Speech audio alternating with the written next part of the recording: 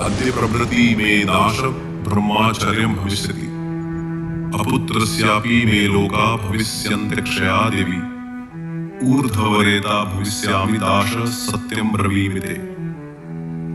I renounce the throne. I renounce marriage.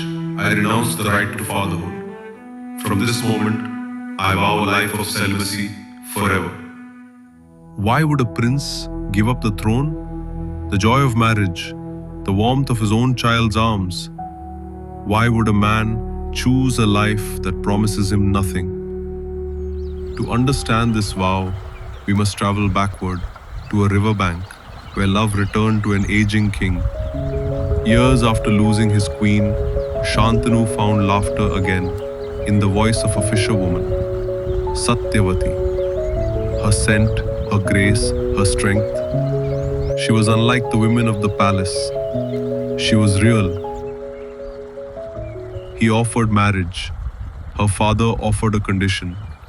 Only if her sons will rule after you. And Shantanu froze. For how could he take the future away from the son who was already his legacy? He returned to the palace with silence on his lips and sorrow in his soul. Why did he long to marry again? He had a worthy heir, but not a partner, not peace.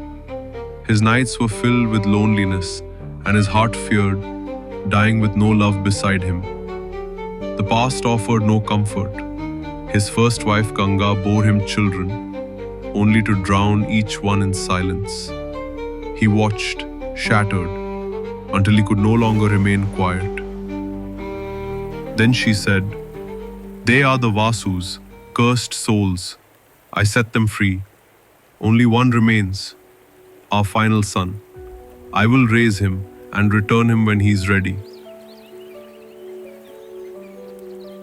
Years later she returned with the boy, Devavrata, calm as the sky, sharp as the blade. Trained by sages, blessed by gods, he was every inch a prince and more. The people rejoiced. The court hailed him. Shantanu had not just a son, but a worthy future. For a brief moment, life was whole again. But even kings are human. The river that once brought him love now kept him chained to memories. And when love knocked again, he could not open the door. Devavrata saw the sadness creeping into his father's smile. The laughter faded.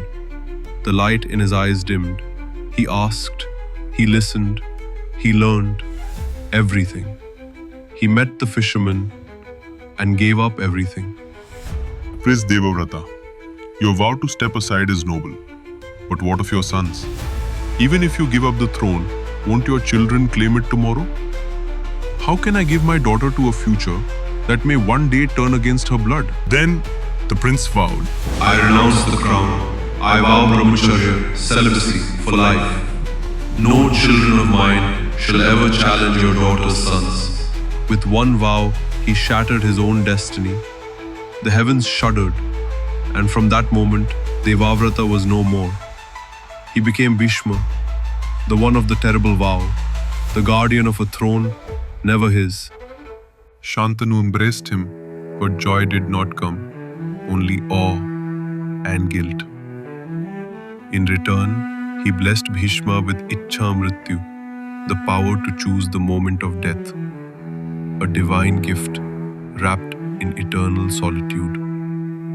He never married, never ruled, fought wars, built kingdoms, watched generations rise and fall. Yet, when night came, he stood alone. Not as a king, not as a father, just a man, bound by a vow. These aren't just stories. They're echoes of dharma, strength, and soul. From the Mahabharata and Ramayana, told with heart, not textbooks. If this stirs something in you, subscribe, like, and share your thoughts below. This is just the beginning.